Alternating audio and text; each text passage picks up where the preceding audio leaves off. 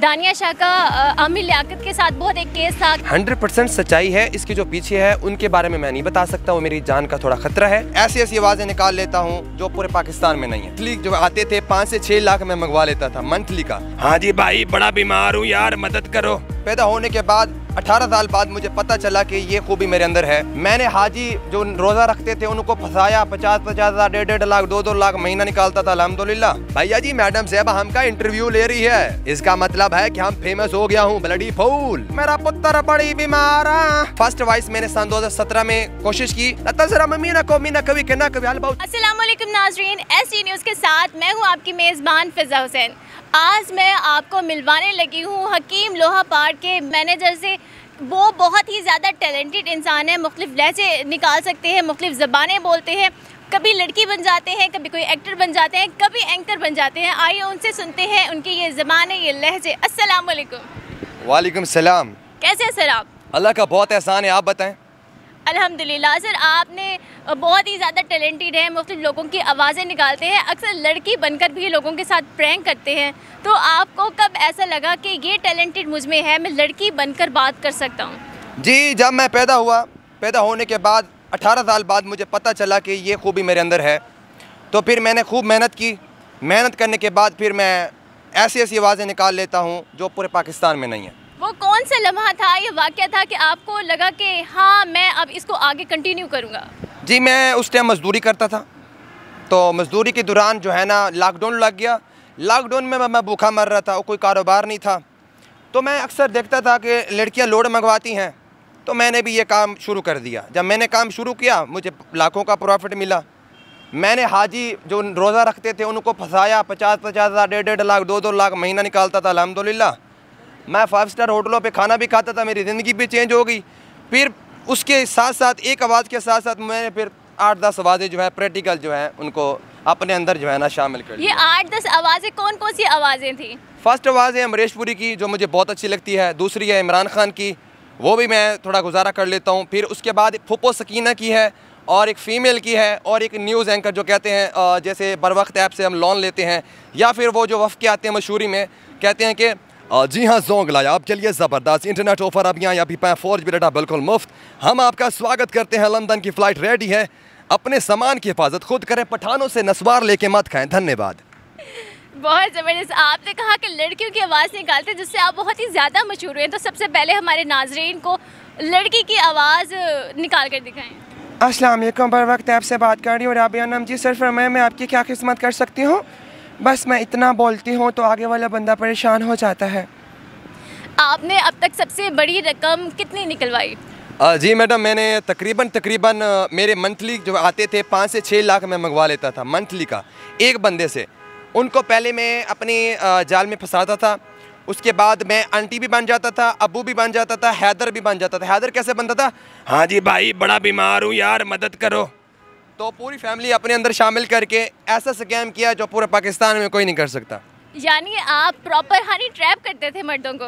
जी अल्हम्दुलिल्लाह, वो मजबूरी थी। अल्हम्दुलिल्लाह अब तो ठीक हूँ, अब तो अल्हम्दुलिल्लाह लाइफ चेंज हो गई है। अब कोई ऐसा वैसा मतलब चक्कर नहीं है। हाँ जी। अच्छा, आपके इस हनी ट्रैप में सबसे ज़्यादा कौन आते थे? नौजवान, बुजुर्ग, या थोड़े एजिड लोग 30, 35, 40 साल के? कौन ज़्यादा जो है वो उनको मैं पटाता था जो लड़कियों से धोखा खाते थे। उनको मैं कहता था कि मैं धोखा नहीं देती, मैं बहुत अच्छी हूँ, आप मुझसे बात करेंगे इंशाल्लाह, आपको मैं कभी नहीं छोड़ूंगी, और हमारी शादी भी हो रही है। उनको शादियों के लारे में लगा के लूट लेता था। यानी दिल टूटे हुए की मुरम्मत का आप उनको दिलासा दिलाते थे? जी जी, अल्हम्दुलिल्लाह 2 साल 3 साल हो गए इस काम को छोड़े हुए, अभी तक वो बंदे मेरे टच में हैं। तो अभी भी मुरम्मत करते हैं आप दिलों की? जी, कभी कभी उनको अगर मेरी ज़रूरत पड़ जाए तो मैं बात कर लेता हूँ, वो अपना दिल बहला लेते हैं। सही। आप हमें किसी एंकर की आवाज़ निकाल के दिखाएं, मेल भी और फीमेल भी।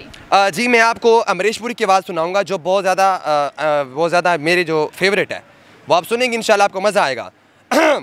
अरे भाई साहब, आतंकवादियों की प्रेम कहानी नहीं होती, हाँ पहचाना हमें? भैया जी, कल को हमको तुम लोग जानते नहीं थे, आज देखो भैया जी मैडम साहबा हमका इंटरव्यू ले रही है, इसका मतलब है कि हम फेमस हो गया हूँ। ब्लडी फूल, जश्न का इंतज़ाम करो। अच्छा, आप हमें किसी आपने कहा कि एक्टर है, कोई मेल एक्ट्रेस की भी सुनाएं। मेल एक्टर जो है, एक्टर मेल तो नहीं है, फीमेल है, फीमेल है। सलाम अलैकुम बेटा, की हाल है मेरा बच्चा, ठीक वदे हो? मेरा पुत्र बड़ी बीमार है, एड वेखो भाई 5-10 रुपए की मदद करो बेटा, अल्लाह तुहानू बहुत देवे। शुक्रिया बच्चा। अच्छा, आप अपने इस प्रोफेशन को आपने कितना अरसा कंटिन्यू रखा है? जी मुझे तकरीबन 5 साल हो गए हैं। फर्स्ट वाइस मैंने सन 2017 में कोशिश की और उसके साथ साथ मैं स्ट्रगल भी करता रहा, बहुत ज़्यादा मैंने काम भी सीखा है और उसके बावजूद टैलेंट को मैंने कंटिन्यू ऐसे रखा, स्ट्रगल किया, मेहनत की रात को। अच्छा, आपने कहा कि आप डिफरेंट ज़बानें भी बोलते हैं, तो हमें सारी ज़बानें भी सुनाएं, पंजाबी, सिंधी। जी जनाब सुनाते हैं। फर्स्ट ज़बान आपको सुनाऊंगा पश्तो। युवा दुआ द्रेस लो और पिंजा शेपा हुआ तालास युवा लास दुआ लास द्रेलास पिंजा ला शेपा ला दर खास्ता हाउ कना द जियो ला तजरा मीना को मीना कवि के ना कवि हाल बाउ चातो करें छा मसलो आटो सस्तो ना करन दो काट सस्तो ना करन दो बगैर तो वट सब फ्री।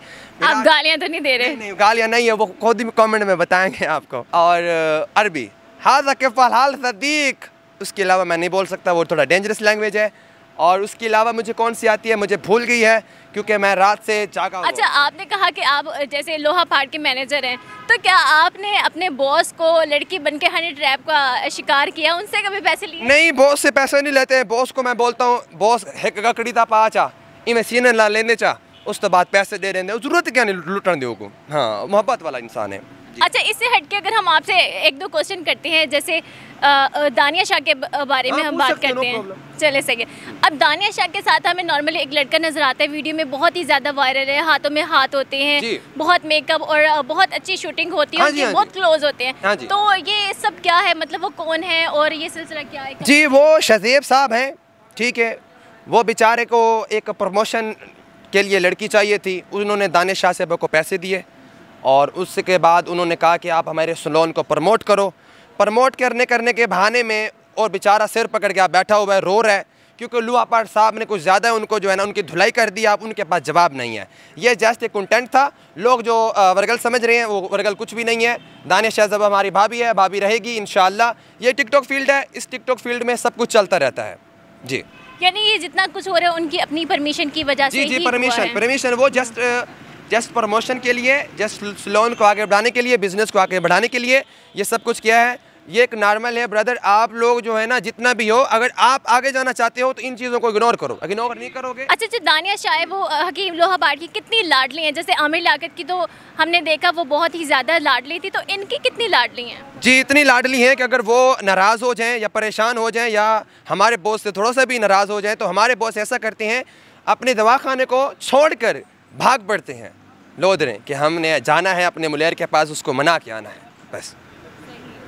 अच्छा, पहले जो दानिया शाह का आमिर लियाकत के साथ बहुत एक केस था कि इन्होंने इनकी वो वीडियो वायरल की थी, तो उसमें कितनी सच्चाई है? मतलब वो उसके पीछे कौन था? 100% सच्चाई है। इसके जो पीछे है उनके बारे में मैं नहीं बता सकता, वो मेरी जान का थोड़ा ख़तरा है, ठीक है, पर्सनल क्वेश्चन है।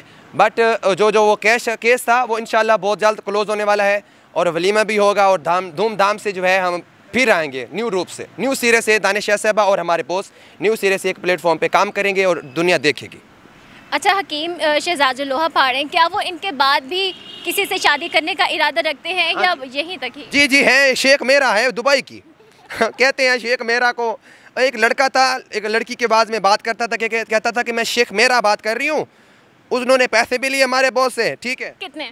तकरीबन 5-6 लाख रुपया लिया हमारे बॉस से। कहती है मैं शेख मेरा हूँ, मैं आपसे शादी करूँगी। तो हमारा बॉस जो है अब सर पकड़ के रो रहा है। वो लड़का था, वो झूठ था, वो शेख मेरा नहीं थी।